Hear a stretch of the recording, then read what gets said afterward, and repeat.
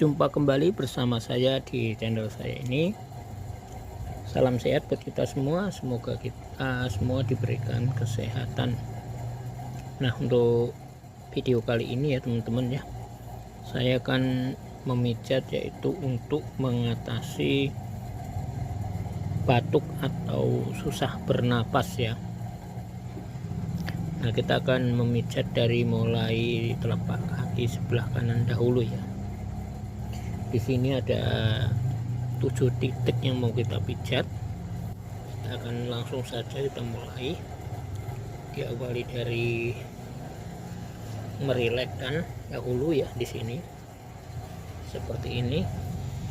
Kita lumasin dengan minyak urut dengan merata sehingga telapak kaki lebih lentur atau